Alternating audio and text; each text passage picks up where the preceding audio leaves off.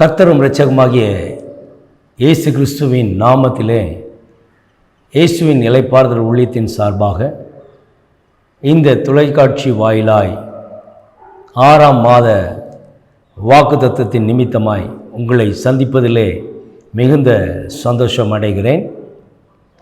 இந்த மாதத்திலும் கூட கர்த்தர் எமக்கு ஏவுதலாய் தந்த வேத வசனம் என்னவென்றால் ஏசாயா 58:8 வசனம்.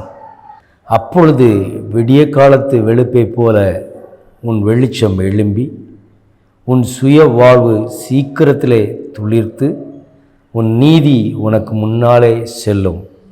கர்த்தருடைய மகிமை உன்னை பின்னாலே காக்கும் என்ற வேத வசனம். இந்த மாதத்திலும் கூட கர்த்தர் சொல்லுகிறார், உன் சுய வாழ்வு சீக்கிரத்திலே துளிர்க்கும்.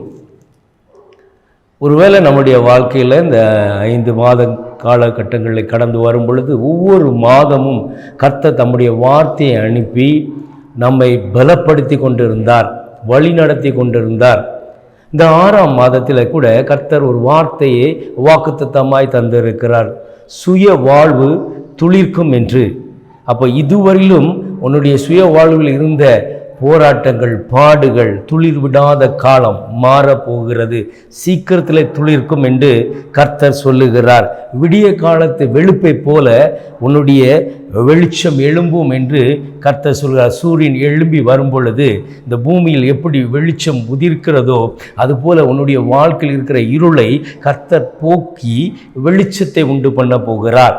அப்போ இதுவரையிலும் போராடி கொண்டிருந்திருக்கலாம், தன்னுடைய வேலை விஷயத்திலே கூட, தன்னுடைய திருமணத்திலே கூட, தன்னுடைய குடும்பத்திற்கு வேண்டிய பொருளாதார தேவைகளுக்காக இடம் வாங்குவதற்காக பிரயாசப்பட்டிருக்கலாம், இல்லை வீடு கட்டுவதற்காக பிரயாசப்பட்டு கொண்டு இருக்கலாம். பல ஆலோசனைகளை கேட்டு அந்த ஆலோசனையின்படி ஏதாவது ஒன்று இந்த வருடத்தில் செய்ய வேண்டும் என்று முயற்சி பண்ணி கொண்டிருக்கலாம். இந்த மாதம் கர்த்தர் சொல்லுகிறார், எதெல்லாம் உன்னுடைய சுய வாழ்விற்கு தேவையாக இருந்ததோ அவைகளை வாய்க்கும்படி செய்ய போகிறார், துளிர் விடும்படி செய்ய போகிறார். அப்போ ஒரு செடி வளரும் பொழுது, அது துளிர் விடும் பொழுது, அது எவ்வளவாய் அந்த வானத்தை நோக்கி அந்த இயற்கையை பார்த்து அந்த செடியானது அது துளிர் விட்டு எவ்வளவு மகிழ்ச்சியாக இருக்குமோ அதே போல நம்முடைய வாழ்க்கையிலும் கர்த்தர் நோக்கி பார்த்து கொண்டிருக்கும் பொழுது நம் வாழ்க்கை துளிர் விடுகிற அந்த காலமாய் மாற்றி விடுவார். அதனால தான் சொல்றார், வெளுப்பை போல, விடிய கால வெளுப்பை போல அது மாறும். எப்பொழுது மாறும்? உன்னுடைய நீதி முன்பாக செல்ல வேண்டும். கர்த்தருடைய அந்த மகிமை நம்மை பின்னிட்டு காக்கிற தேவன். அப்போ அவர் நம்மை பின்னாலே காத்து கொண்டு இருக்கிறார். அவர் இருக்கிறார் என்ற விசுவாசமும் நம்பிக்கையும் நமக்குள் இருந்தால் போதும், நாம் நீதியிலே முன்னோக்கி செல்வோமாக. அப்போ நம்ம நீதியில் நடக்கும் பொழுது இயற்கையை கூட கர்த்தர் நமக்கு சாதகமாய் மாற்றி விடுவார். எவ்வளோ காரியங்கள் இல்லையா, நிலத்திலே பயிரிட்டவர்கள் அது துளிர் விடாதா என்று காத்து கொண்டிருப்பார்கள், தண்ணீர் பாய்ச்சுவார்கள், அது விளைய வேண்டும், அது காய்த்து கனித்து அதனுடைய பலனை அவர்கள் ருசிப்பதற்காக அந்த நிலத்தை உழுது அதிலே விதைத்து காத்து அதற்கு வேண்டிய உரங்களை போட்டு தண்ணீர் பாய்த்து இப்படி பல காரியங்களை செய்யும் பொழுதுதான் அவருடைய பிரயாசனுடைய பலனை அவர்கள் பெற்றுக்கொள்வார்கள். கர்த்தரும் நம்மிடத்தில் அதுதான் விரும்புகிறார். நீ பிரயாசப்பட வேண்டும். நீ எதை நோக்கி பிரயாசப்பட வேண்டும்? நீ என்ன செய்கிறாய்? நீ நீதியாய் செய்கிறாயா? நீதியாய் நடக்கிறாயா? நீதி உனக்கு முன்பாக கடந்து செல்ல வேண்டும். கர்த்தருடைய சமூகத்திலே உன்னுடைய சாட்சி நீதியாய் இருக்க வேண்டும். அப்படி இருக்கும் பொழுதுதான் துளிர் விடும் காலத்தை நீ காண முடியும். இதுவரையிலும் உன்னுடைய சுய வாழ்க்கையில் இதெல்லாமா தடையா இருந்திருக்கலாம், குறையா இருந்திருக்கலாம். கர்த்தர் என்று சொல்லுகிறார், நீ உபவாசம் பண்ணும் பொழுது, நீ எப்படிப்பட்ட உபவாசத்தை கர்த்தர் உன்னிடத்தில் எதிர்பார்க்கிறார் என்று பார்க்கும் பொழுது, கர்த்தருக்கு உகந்த உபவாசம் என்பது அது பசி உள்ளவருக்கு தன் ஆகாரத்தை கொடுப்பது. நாம் பசித்திருக்கும் பொழுது அல்ல, பிறர் பசித்திருக்கும் பொழுது தன்னுடைய ஆகாரத்தை பகிர்ந்து கொடுக்கிறதும். சிறு உண்டவர்கள் அவர்கள் அலைந்து திரியும் பொழுது, இளைப்பாறுவதற்கு இடமில்லாமல் இருக்கும் பொழுது அந்த வெயிலுக்கும் மழைக்கும் ஒதுங்க முடியாமல் இருக்கிற அநேகரை நாம் பார்க்கிறோம். அப்போது நம் இருதயத்தில் கர்த்தர் பேசினால் நாம் அவர்களுக்கு இடம் கொடுக்கும்படி கர்த்தர் ஊண்டுதல் செய்தால், அது நமக்கு வசதியாக இருந்தால் அதற்கு இடம் கொடுத்து அவர்களை ஏற்றுக்கொள்வது கர்த்தருக்கு உகந்த அது உபவாசமாய் காணப்படுகிறது. தன்னை வருத்துவது மாத்திரமல்ல, தனக்கு ஆகாரத்தை பூசிக்காமல் கர்த்தருடைய சமூகத்தில் காத்திருப்பது உபவாசம். அந்த உபவாசத்தை காட்டிலும் அவருக்கு உகந்த உபவாசம் என்பது அவர் அந்த பசி உள்ளவனுக்கு தன் ஆகாரத்தை கொடுப்பது தான், வஸ்திரம் இல்லாதவனுக்கு வஸ்திரத்தை கொடுப்பது தான், மாமிசமானவனுக்கு தன்னை ஒழித்து கொள்ளாதபடி தன்னை வெளிப்படுத்துகிறது தான். இந்த மனிதனிடத்திலே நாம் போகும் பொழுது இவன் நமக்கு உதவி செய்வான், இவனால் நமக்கு நன்மை கிடைக்கும் என்று தான் உன்னிடத்திலே நாடி வருகிறார்கள். அப்போ அவர்கள் வரும் பொழுது நாம் நம்மை முகத்தை திருப்பிக் கொள்வது அது கர்த்தருக்கு உகந்தது அல்ல, அது உகந்ததல்ல. அப்படி செய்தோமானால் கர்த்தரிடத்தில் நாம் போய் நிற்கும் பொழுதும் அவர் முகத்தை திருப்பி விடுவார். உன் கூக்குரல் சத்தத்திற்கு அவர் செவி கொடுக்க மாட்டார். அப்போ எப்பொழுது அவர் செவி கொடுப்பார் என்றால், நீ சிறுமைப்பட்டவர்களுக்கு செவி கொடுக்கும் பொழுது, அவர்கள் உன்னை நோக்கி வருகிறார் என்றால் கர்த்தர் அவர்களை நம்ம இடத்திலே அனுப்பி கொண்டிருக்கிறார் என்பதை உணர்ந்து கொள்ள வேண்டும். அந்த சிறியவனுக்கு நீ எதை செய்கிறாயோ அது அவருக்கு செய்ததாக வேதம் சொல்லுகிறது. அப்போ ஏழைக்கு இறங்கிறவன் கர்த்தருக்கு கடன் கொடுக்கிறான், அதை அவர் திரும்ப கொடுப்பார். அதை எதிர்பாராமல் நாம் செய்ய வேண்டும். அதுதான் கர்த்தர் எதிர்பார்க்கிறார். உன் ஆகாரத்தை பசி உள்ளவனுக்கு பகிர்ந்து கொடுக்கிற ஒரு அனுபவம் உனக்குள் வந்துவிட்டால் உன்னுடைய சுய வாழ்வு சீக்கிரத்திலே துளித்து விடும். விடிய காலத்து வெளுப்பை போல் உன் வாழ்க்கை மாறிவிடும். ஒருவேளை இதுவரையிலும் அநேகர் பார்த்துருக்குறேன் இல்லையா, பரிகாரம் செய்கிறோம் என்று அநேகர் தன்னுடைய பொருத்தனைகளை அறியாத புரிந்து கொள்ளாத தெய்வங்களுக்கு அவர்கள் பரிகாரம் செய்து கொண்டு இருக்கிறார்கள். அங்கே கூட ஏழைகளுக்கு இந்த பரிகாரம் செய்தால் என்னுடைய சாபம் நீங்கும் என்று பிரயாசப்பட்டு கொண்டிருப்பதை நாம் அறிந்திருக்கிறோம், பார்த்து கூட இருந்திருக்கிறோம், நான் கூட செய்திருக்கிறேன். அப்படிப்பட்ட நம்மை சாபத்திலிருந்து நீக்குவதற்காக தன்னையே ஒப்பு கொடுத்த இயேசு, நமக்காக இரத்தம் சிந்தின இயேசு, மரித்து உயிரோடு எழும்பின இயேசு, அவர் நம்முடைய பரிகாரங்களை எல்லாத்தையும் முடித்து விட்டார். அவர் ஒன்றே ஒன்று தான் நம்மிடத்தில் எதிர்பார்க்கிறார், ஒன்றே ஒன்று தான், உகந்த உபவாசம்.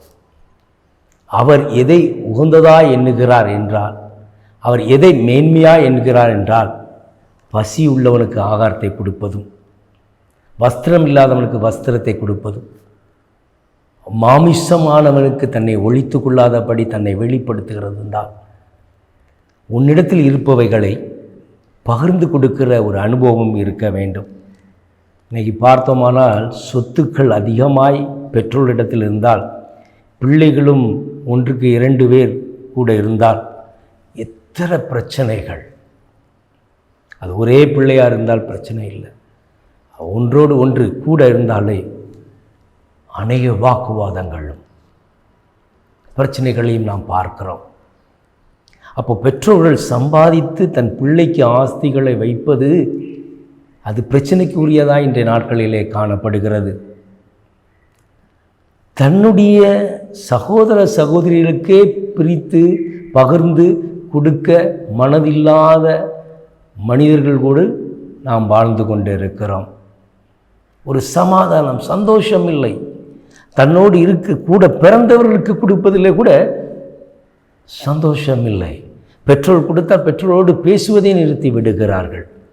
ஏன் அவளுக்கு இவ்வளவு சொத்து கொடுக்க வேண்டும், ஏன் அவருக்கு என்னுடைய சொத்துல பாதை கொடுக்க வேண்டும், அப்படி தனக்குள்ள ஒரு ஏற்றத்தாழ்வுகளும் பொறாமையினாலும் இன்னைக்கு குடும்பங்கள் பிரிந்து கிடக்கின்றன. ஏன் அவளுக்கு கொடுக்கணும், ஏன் அவனுக்கு கொடுக்கணும்? நாளாக பார்த்தேன்னு தன்னை நீதிமானாக மாற்றிக்கொண்டு பேசி கொண்டு இருக்கிற அநேகரை நாம் பார்க்கிறோம். ஆனால் கர்த்தரோ பசி உள்ளவனுக்கே தன் ஆகாரத்தை கொடுக்க சொல்லுகிறாரே, வஸ்திரம் இல்லாதவனுக்கு வஸ்திரத்தை கொடுக்க சொல்லுகிறார்கள். எப்படி அந்த குணம் உனக்குள் விளங்கும்? நீ சொந்த கூட பிறந்தவர்களுக்கே கொடுப்பதற்கு மனம் இல்லாது இருக்கும் பொழுது அறியாதவர்களுக்கு நீ எப்படி செய்ய உனக்கு மனம் உண்டாயிருக்கும்? கர்த்தர் உகந்ததாய் காணப்படுகிறது அந்த ஒன்றுதான். அறியாதவர்களுக்கு செய்ய வேண்டும்.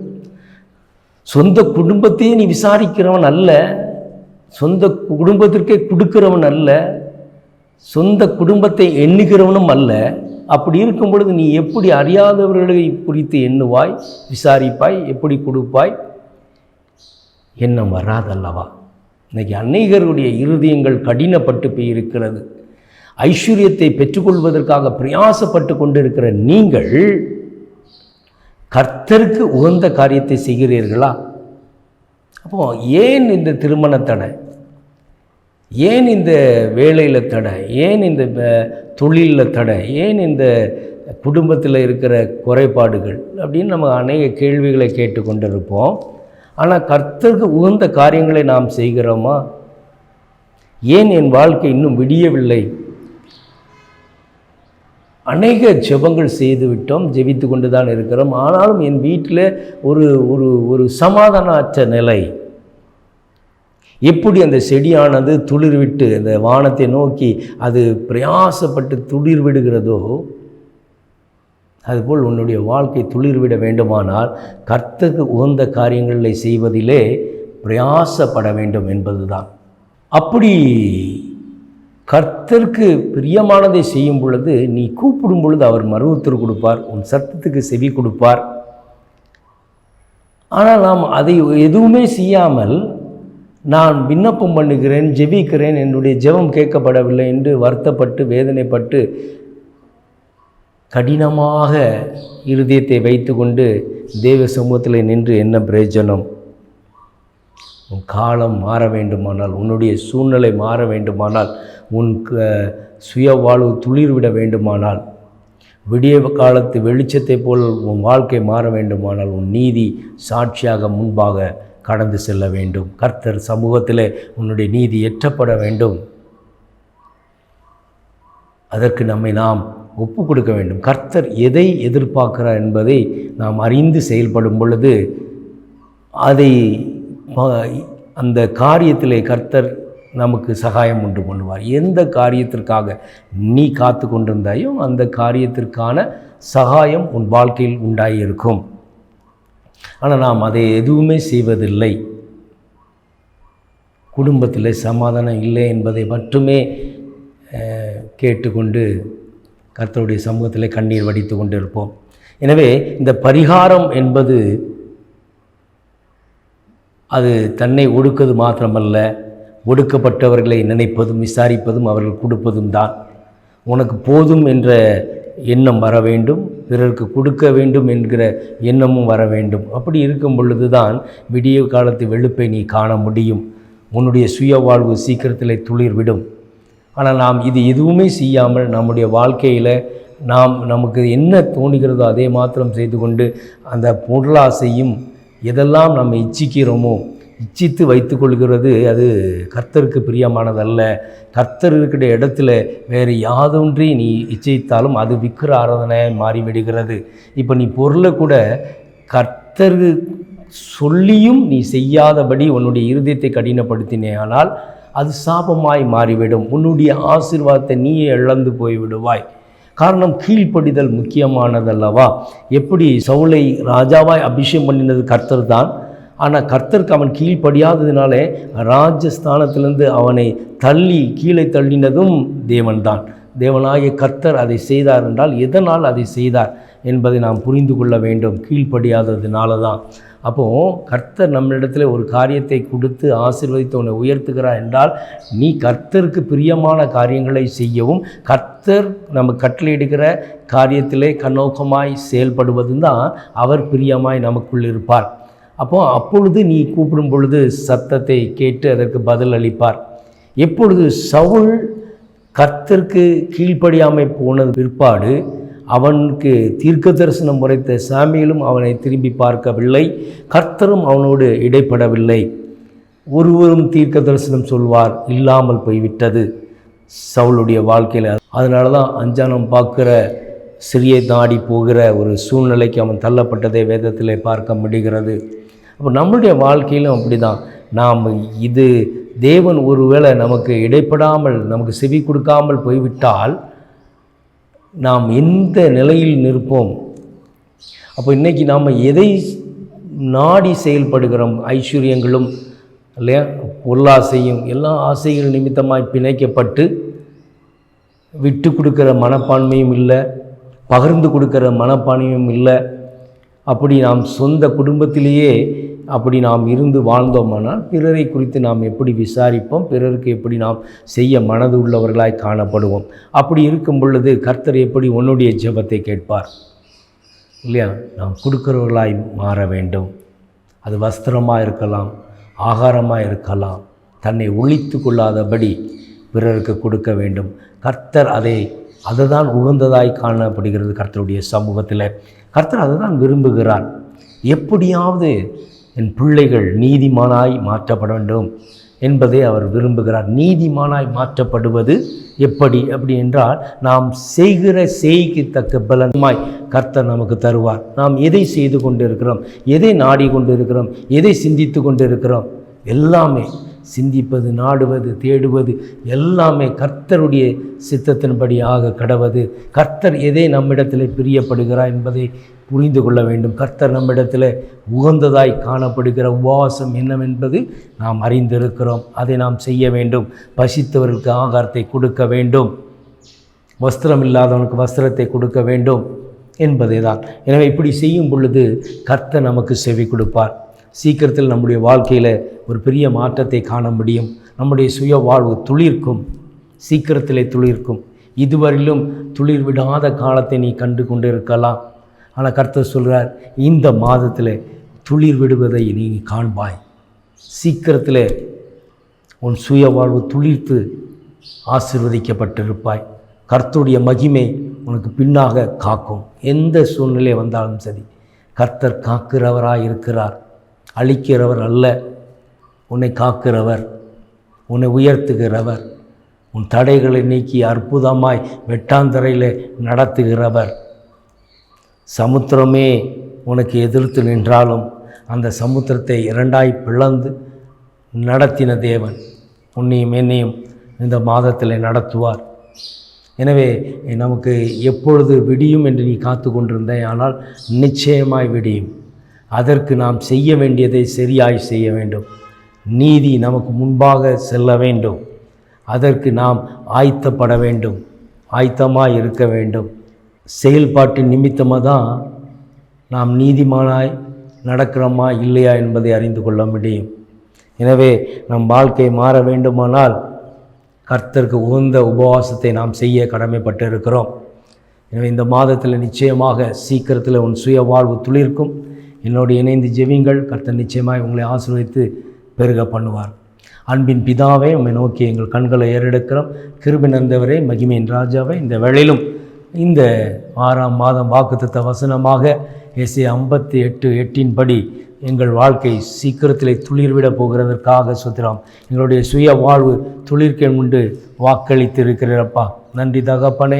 என்னோடு இணைந்து ஜெபிக்கிற சிறு பிள்ளைகள் முதல் முதியோர் வரையும் கர்த்தருடைய ஆசீர்வாதம் வந்து தங்கட்டும். என் தேவன் தாமே விடிய காலத்து வெளுப்பை காணும்படி கர்த்தர் கிருபை செய்வராக. தடைகள் யாவும் நீக்கி போட்டு நீதி எங்களுக்கு முன்பாய் கடந்து செல்ல கர்த்தர் கிருபை செய்யும். உம்முடைய மகிமை எங்களை பின்பாக காக்கட்டும் என்று ஒப்பு கொடுத்து ஜெபிக்கிறோமாப்பா.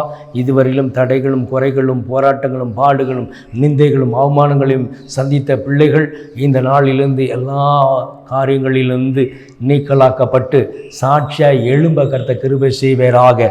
என் தேவனுடைய கரம் இறங்கி வருவதாக. அப்பா, அவருடைய வேண்டுதல் எல்லாம் கேட்கப்படட்டும். அவருடைய சுய வாழ்வு துளிர்க்கட்டும் என்று நான் ஆசீர்வதிக்கிறேன். என் தேவனுடைய இரத்தம் சகல பாவங்களை சுத்திகரிக்கும் என்று சொன்னேரப்பா. அவர்களுடைய வாழ்க்கையில் இருக்கிற அப்பா பாவங்கள் சாபங்கள் நீங்கும்படி உம்முடைய இரத்தத்தை தெளிக்கிறேன் அப்பா. என்னோடு இணைந்து ஜெபிக்கிற ஒவ்வொரு பிள்ளைகள் மீதும் உம்முடைய வல்லமை வெளிப்படுவதாக. இந்த மாதம் முழுவதும் கர்த்தருடைய மகிமையினால் நடத்தப்படட்டும் என்று நான் ஜெபிக்கிறேன். உம்முடைய மகிமை எங்களை காக்குகிற மகிமை அல்லவா? அந்த மகிமை நிமித்தமாய் ஒவ்வொருடைய பாடுகளையும் நீக்கி போட்டு, வியாதிகளை நீக்கி போட்டு, தடைகளை நீக்கி போட்டு, குறைகளை நீக்கி போட்டு அற்புதமாய் நடத்துவீராக. உம்முடைய திட்டங்களும் தீர்மானங்கள் மாத்திரம் எங்கள் வாழ்விலே நிறைவேற்றப்படட்டும் என்று ஜெபிக்கிறேன் அப்பா.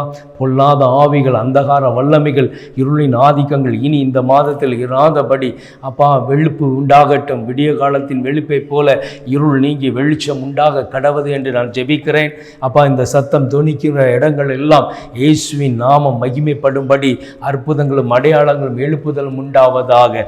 எல்லா தீமைக்கும் விலக்கி பாதுகாத்து கொள்ளும் உம்முடைய ஆணி பாய்ந்த கர்த்தருடைய வல்லமை ஒவ்வொரு இடத்திலும் அப்பா வீடுகளிலும் இறங்கட்டும் என்று ஜெபிக்கிறேன். சரீரத்தில் இறங்குவதாக ஜெபிக்கிற பிள்ளைகளுடைய ஆத்மாக்கள் தேற்றப்படும்படியாக நான் ஜெபிக்கிறேன். உம்முடைய மகிமையினால் நிரப்பப்படட்டும் என்று நான் ஜெபிக்கிறேன்.